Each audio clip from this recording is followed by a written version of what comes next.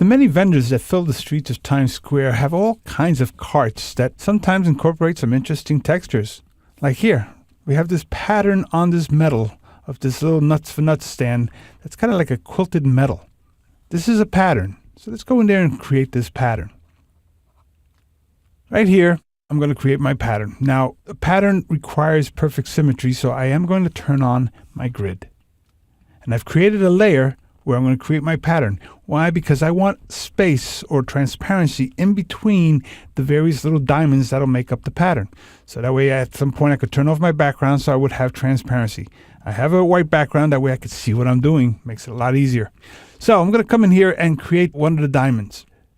I'm going to use my pen tool. I'm just going to click over here and drag the little handles out to this corner here and come down here and grab them, drag it to that corner, down to here, click and drag to that corner and come up here, click and drag, and then close it off. So there's one diamond. I'm going to get a little closer here so I can see what I'm about to do, which is I'm going to scale this down so that it fills up just one little section like this.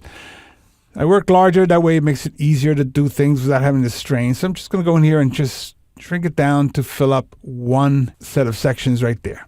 Click OK. So now that I have my shape established, I'm going to go in there and turn it into a selection. So I got the path. I'm going to say, make that a selection. Make sure I'm in that right layer. And I have a couple of colors set up here. I got this light gray, which I'll make a little lighter. And I got that dark gray for the background. So right in that selected area, I'm going to throw a gradient. Linear gradient straight up and down. Right there. So now what I need to do is to start to establish the step and repeat pattern, but it's an interlocking pattern, which makes it a little more complicated. So I'm going to go in there and duplicate this guy straight across, leaving two subdivisions right in between.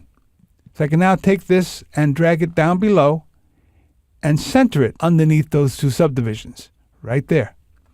Then I'm going to duplicate the ones below, right here, and across. And I have now established my pattern. And I'm going to go in there and create the pattern. So what I'm going to do is I'm going to select the inside center of the four outer diamonds. Now, we have the center one, and there we see the lower part. The three missing sides are there, there, and there. So when this steps in repeat, it's going to give me a complete pattern. I turn off my background to ensure I got that transparency back there. And then I go in here and I say define pattern. There's my pattern. I can now select all and throw it away because the pattern has been established. I can turn off my grid. I don't need to see that anymore. And in my background here, I'll just throw a tone.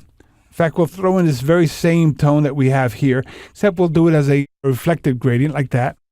We're going to do that in the background. Then in this layer here, we're going to fill it with that pattern we just created. So I go over here and say fill, and I choose that pattern we just created, click OK, and there you see that we have our nice little quilted pattern.